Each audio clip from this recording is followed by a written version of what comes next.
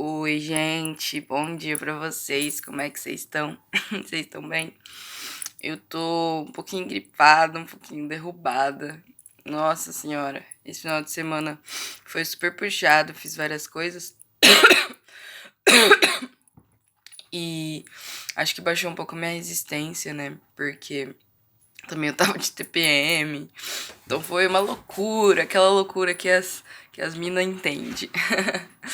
Mas Deus falou muito comigo. Queria compartilhar com vocês um pouquinho do que ele falou. Na verdade, essa partilha, ela vem de muito, muito, muito tempo atrás. Ela é um dos meus conceitos centrais. Vocês vão perceber que eu tenho umas questões na vida, todo mundo tem, eu acho, que elas sempre voltam, né? Então, eu tenho umas 3 questões que Deus sempre tá trabalhando comigo, né? Que são questões que a gente talvez não tenha construído bem, assim, conforme o nosso desenvolvimento, e que sejam questões pra nós, né? Enfim, cada um tem a sua, e eu acho que isso, assim, não é nenhum problema, é bem essencial, na verdade, pra gente conseguir crescer. E uma das coisas que é uma questão pra mim é se resume numa palavrinha que eu chamo de revolta, né? E a revolta gera rebeldia. E eu sempre fui uma pessoa muito. Uma criança, sempre fui muito crítica, muito. Acho que eu já falei isso antes, que eu sempre olho o lado negativo das coisas, eu não tenho muita. Não, não de um jeito pessimista, mas de um jeito. Nossa, tem uma luz bem. Ignorem. Mas não de um jeito pessimista, mas de um jeito assim crítico, sabe? Tipo, ai, eu não acredito que isso vai dar certo, não sei o quê. Talvez um pouco cético também, né? Enfim. E desde criança, talvez por meus pais sempre terem se preocupado em me dar uma formação muito crítica, sabe? Eu sempre fiz 1000 aulas, 1000 tipos de aulas. Eu sempre li muito, a minha mãe, ela lia muito comigo. Então eu sempre fui uma pessoa que pensou muito, sabe? Tipo, que sempre tava lá. Então, desde criança, eu fui muito questionadora e eu nunca aceitava as coisas porque sim, sabe? E eu acho que a gente não tem que aceitar até hoje porque sim. Mas eu ia muito além, sabe? Quando algo não era do jeito que eu entendia, eu nem queria, sabe, tipo, me envolver. E eu comprava briga, até hoje eu compro, né? Mas eu comprava umas brigas aleatórias, sabe? Tipo, eu não tinha muita noção de que tava tudo bem se eu não comprar briga. Eu achava que eu ia estar abaixando a guarda, sabe? Que eu ia estar não honrando as minhas crenças e não sei o quê. E até hoje eu tenho muito disso. Essa luz tá me coisando. É, foi mal. E aí ontem, e Deus já vem trabalhando comigo há muito tempo, essa questão da revolta, né? O quanto que ele fica feliz por eu ter um espírito crítico, mas que ele não quer que eu me sinta revoltada porque isso faz mal pra mim, né? Que eu posso canalizar o que eu sinto de outras formas. Porque o que que acontecia? Desde criança, eu fui criada de um jeito assim muito muito correto, né? Tipo os meus pais, principalmente o meu pai assim, ele é muito, a minha mãe é mais flexível num sentido de ser maleável com as coisas, sabe? Mas o meu pai também é muito cabeça dura, muito teimoso, então tipo assim, ele tem o jeito dele das coisas e é assim e pronto, né? E ele sempre foi muito assim comigo, sabe? Então, eu sempre tive essa criação mais rígida, mais enfim. E aí eu sempre tentava, tipo, fazer as coisas igual os meus pais faziam, né? E eu percebi que o mundo não era assim, fui percebendo. E isso foi muito difícil pra mim, era um choque, porque. E aí eu ia ficando revoltada, sabe? Eu via as situações do mundo, né? Ia ficando revoltada. Eu gravei um vídeo lá do perdão, né? Tipo, da fila e tal. Então eram pequenas coisinhas que me deixavam muito chateada. E aí, com o tempo, eu fui passando a não fazer. Eu fui passando a ser uma pessoa extremamente assim. Desacreditada do mundo e tal. E aí, vocês vão rir muito, gente, mas não ri, tá? Me respeita, respeita a minha história. Na moralzinha. E aí, quando eu era criança, quando eu era adolescente, eu assisti Rebelde. aquela novelinha lá mexicana e tal.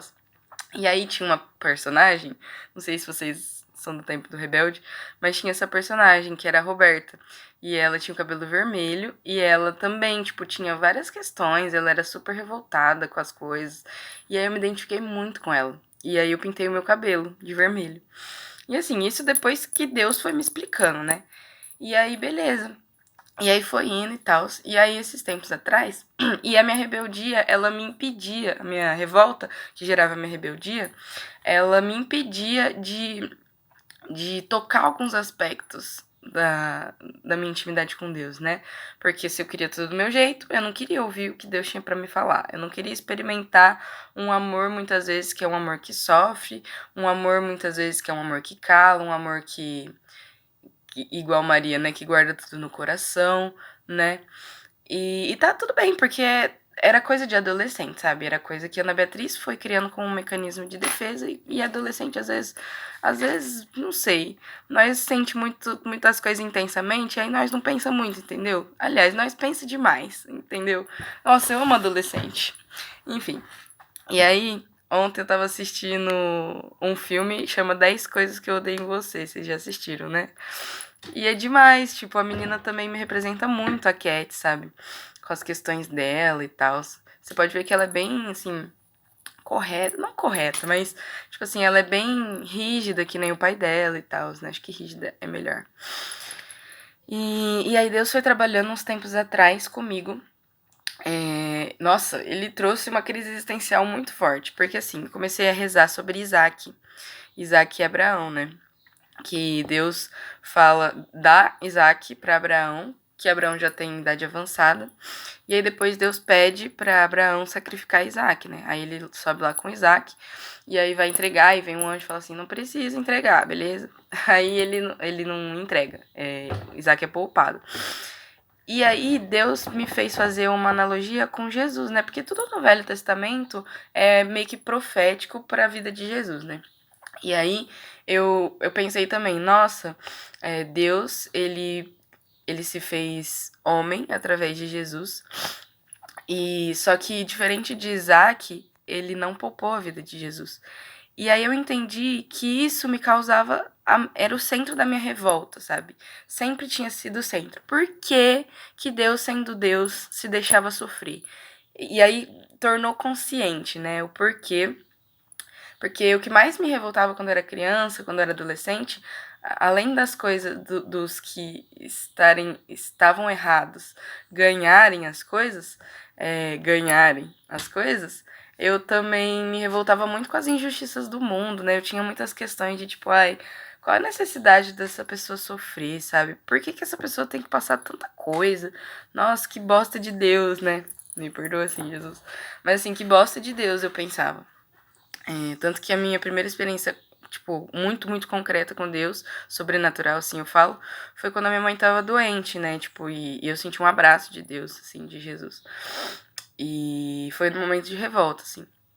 E aí, eu me perguntava, nossa, Deus, por quê, né? Tipo, por que que você...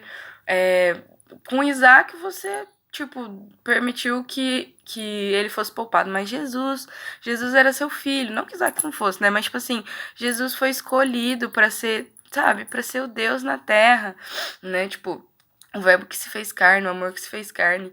Então, por que você poupa o Isaac lá, tipo, que nem era seu filho, mas Jesus você não poupa, né? E isso foi uma crise, assim, eu chorava, tipo, por que Jesus morreu na cruz, não sei o quê, né? Tipo assim, e é engraçado porque, assim, Deus vai preparando o terreno quando ele vai trabalhar uma coisa muito pesada com a gente, né? Que ele sabe que é difícil pra nós. Ele foi preparando o terreno. Eu me lembro de uma Páscoa que, que eu. Que ele trabalhou comigo que ele não ficava na cruz, né? Claro que o nosso cristianismo é um cristianismo que passa pelo sofrimento, que passa pela dor, mas que a dor, ela é só um caminho para a ressurreição, né? E eu nunca tinha percebido, e foi recente, acho que foi uns 3 anos atrás. Eu passei, tipo, a minha vida inteira só olhando pra Sexta-feira da Paixão, sabe? Nunca conseguia contemplar o que era a Páscoa de verdade, né? E aí, Deus me falava isso, né? Tipo, que o sofrimento, ele era importante, mas que ele não era o centro. Outra coisa que ele sempre me fala, né? E Deus foi ministrando como resposta que Jesus precisava morrer na cruz. Tipo, todo mundo fala isso, né? Mas eu não entendia. Que Jesus precisava morrer na cruz e que ele foi escolhido para isso. Que não era porque ele amava menos Jesus que Jesus tinha morrido na cruz. Na verdade, era justamente o contrário. Como ele confiava profundamente em Jesus, como ele sabia que Jesus tinha uma comunhão com ele, como ele sabia que a humanidade precisava entender esse amor de cruz, esse amor de sofrimento, mas que também ressuscita, né? Ele enviou Jesus, entende? Então, na verdade, essa era a responsabilidade de Jesus. E aí Deus foi falando assim, cara, sabe por que você sofre? Sabe por que as pessoas sofrem? Sabe por que eu permito o sofrimento? Para que as pessoas possam provar da ressurreição, sabe? Isso, pra mim, foi um divisor de águas. E aí eu comecei a entender que a revolta, ela era uma coisa meio besta, assim, sabe? Porque era só a gente perdendo tempo, era só a Ana Beatriz perdendo tempo de provar da ressurreição de Jesus através dos meus sofrimentos, sabe? Eu via injustiças, eu me sentia injustiçada, aí eu ficava, sabe o que veio na minha cabeça? Vocês vão rir também das minhas referências, né? Sabe no Harry Potter, que tem aquela cena do musgo do diabo? Eu acho que é o primeiro. Acho que é na Pedra Filosofal. Que tá os três lá indo até a Pedra Filosofal, eles têm que passar pelo fofo, aí eles caem naquela plantinha. Aí a Hermione, muito plena, ela fica de boa e cai, e segue o caminho dela. E o Rony fica lá meia hora se debatendo, se debatendo, se debatendo. Aí a Hermione fala, mano, para de se debater, sabe? Fica parado, que vai descer. E eu me vejo muito no Rony, sabe? Tipo, muitas vezes eu fico me debatendo, parando nas coisas pequenas, sabe? Parando nos meus sentimentos de dor, no meu sentimento de revolta, né? E não consigo descer e ir num andar mais profundo com Deus, sabe? E ir num outro patamar com Deus. E outra coisa que Deus me chamava muita atenção esse final de semana, eu fui em 2 pregações, uma no Jovem Serados e uma no Juvenil, e as 2 pregações pregaram Efésios 6. Foi muito engraçado, que é a armadura do cristão, né? Depois vocês podem procurar um pouquinho sobre a história da igreja de Efésios, né? Tipo, era uma igreja muito fera, assim, só que ela foi sendo destruída, né? Tipo, pela frieza espiritual. E aí Deus me chamava muita atenção no porquê que a igreja de Efésios foi destruída. Porque as pessoas, elas esqueceram que, na verdade, a ação, ela era de Deus e não do homem, né? E aí, lá em Efésios 6:12 vai falar assim: a nossa luta de fato não é contra homens de carne e osso, mas contra os principados e autoridades, contra os dominadores deste mundo das trevas, contra os espíritos do mal que habitam as regiões celestes. E aí Deus me falava assim: meu, para de lutar essas lutas naturais, sabe? Para de lutar com armas naturais. Eu tô revoltada, eu, tipo, ficava puta com o cara da fila lá, que nem eu tinha exemplificado. Mas não é com o cara da fila que a gente tem que ficar puto, sabe? É com as coisas espirituais, sabe? O que acontece no caráter dessa pessoa para que ela fure a fila? Qual é o contexto, sabe? E se a gente for trabalhando isso em nós, a gente vai parar de... A gente, Ana Beatriz, né? Ana Beatriz vai parar de ter tanto ranço, assim, do mundo, sabe? E eu falo assim, que até eu tô deixando o meu cabelo voltar ao normal, porque não que cabelos pintados sejam ruins nem nada, mas, tipo, pra mim, esse vermelho, ele é um símbolo da minha revolta, né? Qual que é a diferença de revolta e rebeldia, né? A revolta, ela é mais, assim, um pensamento, um sentimento. A rebeldia, pra mim, é mais uma atitude, sabe? Tipo, um jeito que você se coloca na vida, né? E aí eu me senti muito tocada por isso, sabe? De que nós precisamos, e a Ana Beatriz principalmente precisa, parar com essa cultura punitiva, sabe? Tipo, ai, o cara, Jesus, faça sua justiça com o cara que passou na minha frente na fila. E óbvio que esse é um exemplo idiota, mas coloquem qualquer coisa muito mais pesada. Mas não, porque Jesus, ele não é um cara punitivo, sabe? Tipo, se a pessoa tá errada, se a pessoa fez algum mal, a justiça de Jesus, ela não é aquela justiça de. Como é que fala? De tipo, que a pessoa vai ficar com medo. Não, Jesus, ele tem uma pedagogia muito louca, assim, que ele conquista as pessoas, sabe? Que ele constrange de amor. E isso é outra coisa que eu também tá batendo muito no meu coração, né? Eu vi um vídeo da Fabiola Mello, depois eu posso procurar se vocês quiserem, me peçam aí nos comentários se alguém quiser que eu procuro. Que ela falava, tipo, que um dia Deus ensinou ela a constranger as pessoas que ela tinha dificuldade de amor. Então, toda vez que ela ficava com raiva de alguém, que alguém fazia uma coisa que ela não entendia, ela devolvia com amor. E como isso é difícil, né? Mas como eu tenho provado disso também, né?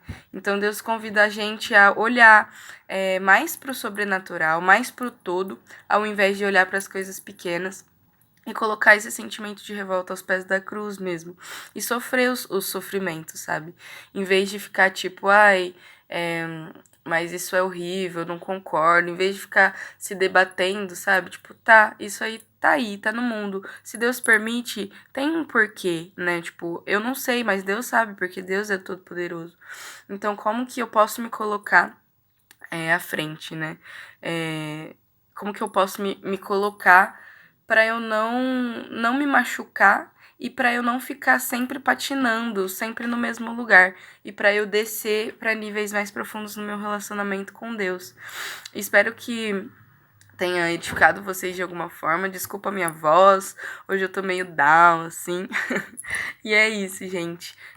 Beijos, Deus abençoe muito vocês, o dia de vocês, que Maria Santíssima possa passar à frente de todas as coisas que vocês vão fazer. Salve Maria, beijão.